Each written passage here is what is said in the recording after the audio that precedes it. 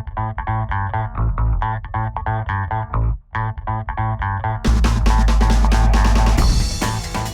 potatoes, yeah!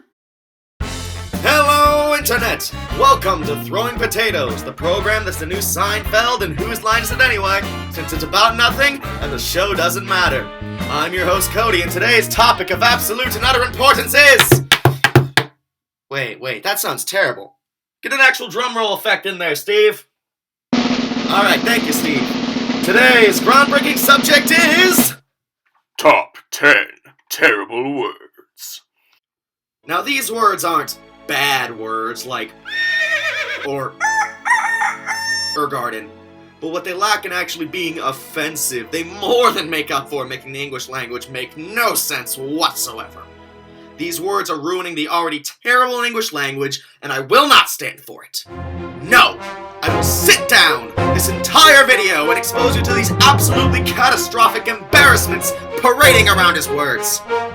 These words have had it far too easy for far too long. And it's time for me to expose them for what they really are. A waste of letters, a waste of space, a waste of time, a waste of energy, a waste of matter, and everything!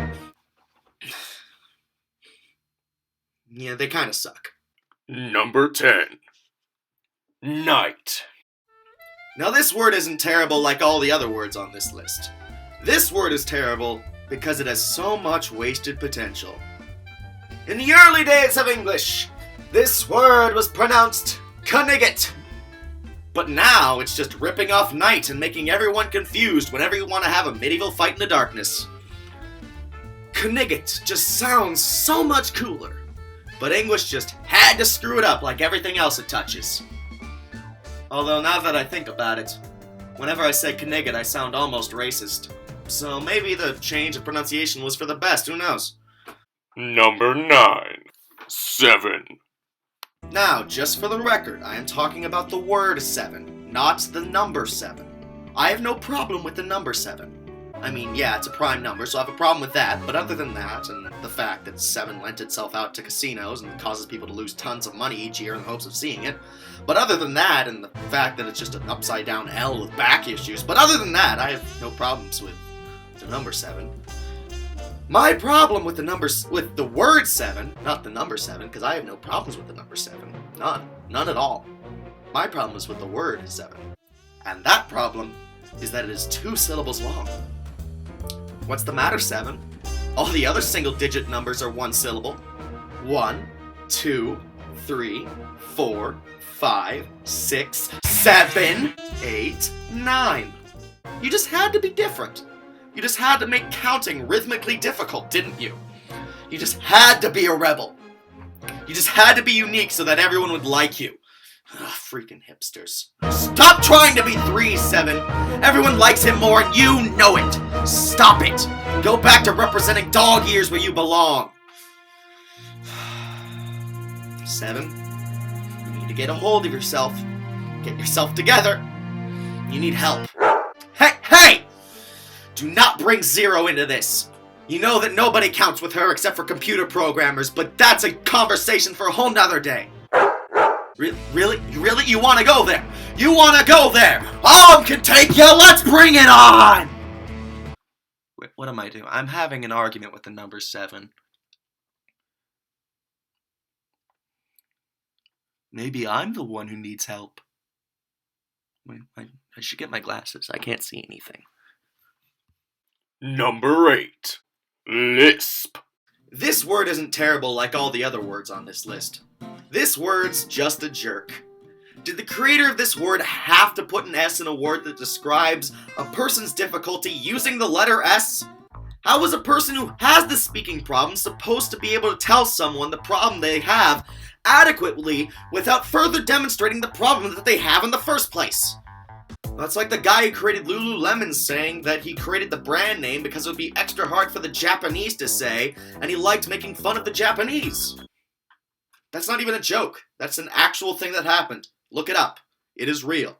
I am not making it up for comedy. That, unfortunately, is a thing that another jerk did, who created another word.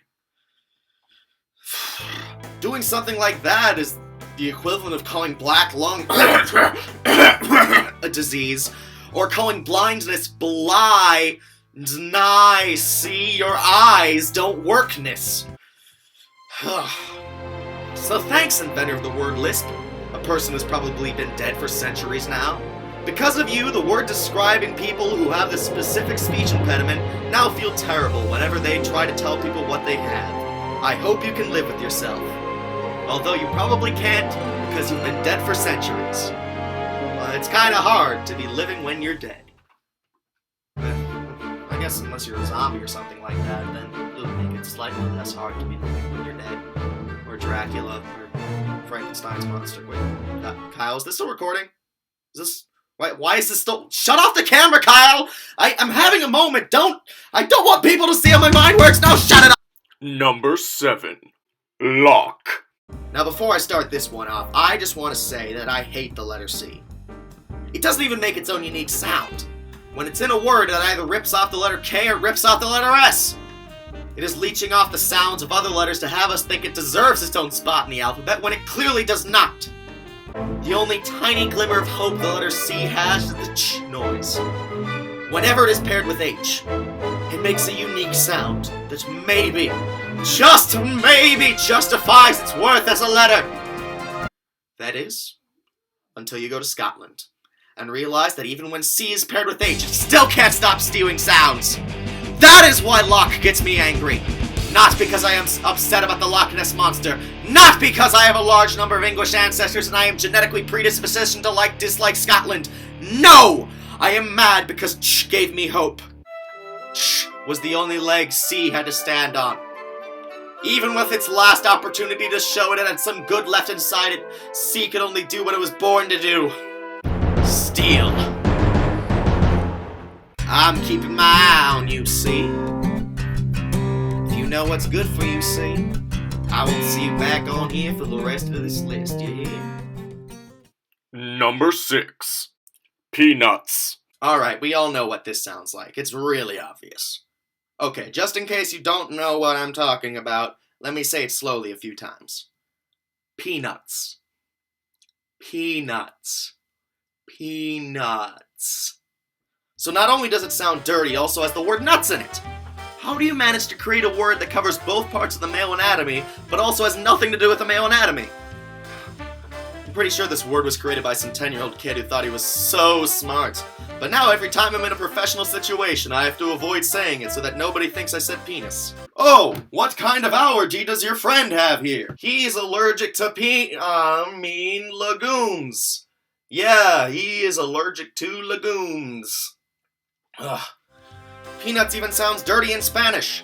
Cacahuates. And you also represent the thing that can make people's faces explode, so that really doesn't put you in all that good of a light either. Next! Number 5.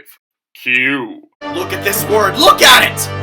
It literally has the only sound it makes as its first letter, but then the letter Q decides it can't handle being a word all by itself, and decides to invite 4 other letters to come along and do nothing.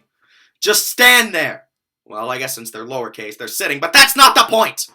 I know I said I had a problem with C stealing jobs from K and S, but I didn't want it to be solved like this. This is just paying someone to exist. Those letters are doing nothing, and yet they're still being used for some reason. Get yourself together, Q! Those letters aren't Kardashians. They can actually be useful for more than filling up space. If you aren't going to use those letters, at least let Rhythm borrow them. Lord knows that guy needs a vowel. Number 4. Occasion. C! You did it again! You see what I'm talking about? This is a prime example of why C is an absolutely terrible letter. Look at this! Look at this! It's taking 2 C's to make 1 K noise. S is even making a sh noise with only 1 letter, something that it usually takes at least 2. S is contributing double duty, while C is going on minding its own business, pretending it's actually contributing to the word occasion. Well, this is your last chance, C. Not only are you stealing the sound from K again, but you're being incredibly inefficient while you're stealing it. So that's doubly bad. You've got 2 strikes. We've got 3 more words on this list. If you know what's good for you, I won't see you on here anymore. Also, you made me look stupid whenever I try to spell you, because I always think there's 1 C and 2 S's. So you're done for that too. Wait, this isn't my cowboy hat! Why didn't anybody tell me? Now I just look like an idiot! Number 3. Garage. Look at this monstrosity of a word! It has 2 G's, both of which are exactly the same, but one makes a G noise, and the other makes a J sound or a sh sound depending on the pronunciation. This is the kind of stuff that happens when you have a language made almost entirely of stolen elements from other languages. This is what happens when you let France have a language. They give us garbage words like this. You know what I just realized? Garbage does the exact same thing. That is really fitting that they both have the same pattern because they are both garbage words. Both figuratively and literally in the case of garbage. The word garbage. If we let letters do whatever they want, what's the point of even having letters anymore? It's bad enough to let C have a free reign, but now we're letting anybody break the rules. It's anarchy. Soon we're gonna have silent J's, P's that sound like N's, and people are going to start using Enye in words that were never intended to have Enye in them. What? They already did that with jalapeno? Son of a... Number 2. Colonel. Oh my god, English, are you serious? Really? Really? I know you generally don't make any sense in the first place, but wow, you really upped yourself on this one. Let's break this one down, shall we? First off, you've got C again, but given how terrible this word is, I can give it a pass. Next, pretty much everything else. I mean, how on earth does Olo make an sound? There was nothing even close to an R anywhere near that word. Explain your reasoning for Olo to make an noise, English. Go on. I'll wait. You know what?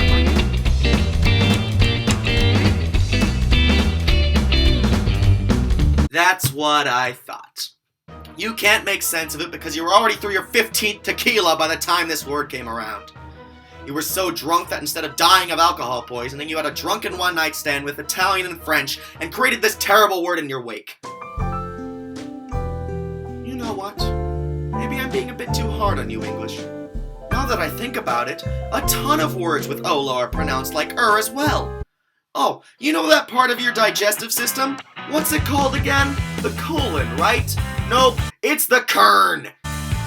U.S. women's soccer team goalie? Oh, you thought it was pronounced Hope Solo? You know, that's where you're wrong. It's Hope Sir. The study of life? Biology? Nope, biurgy. Nice going, English. I can't even imagine there's a word worse than this. I think I've gone numb at this point. I don't think anything could possibly make... I'm so angry I can't even speak. See what you did? I can't even speak English. Nice job. Can't even speak the thing you're making me speak. Number 1. Success.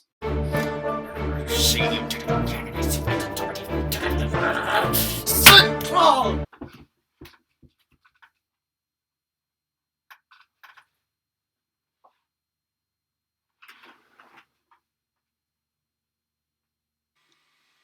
So as it turns out, there is a wall behind the camera.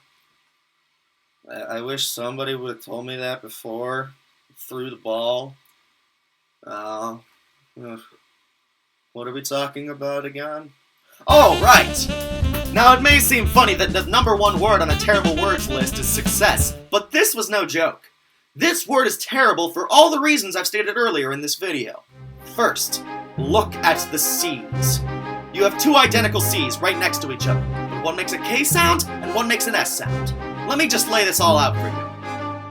With these C's, they both make 2 different sounds from 2 different letters that are not their own. Put themselves right next to each other in a way where the 2 are completely indistinguishable and offer no indication that they would make different sounds.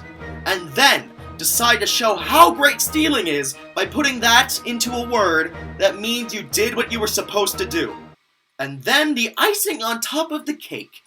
It has 2 S's on the end of the word when it only needed 1 S. So a word that steals jobs from other much more hard-working letters while also being incredibly inefficient is a word that means the accomplishment of an aim or purpose? Yep, that sounds like English to me.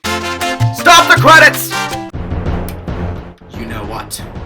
That was your last straw, C. You are no longer allowed on the Throwing Potatoes show.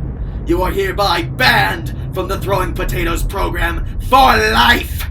You are gone and you are never coming back, you hear me? Never! I will never see you again here. Sorry about that, folks. Anyway, I've been your host, Odie. I hope you have a fantastic day. I'll see you again sometime in the future, Internet. Remember to comment, like, and subscribe. I'm out!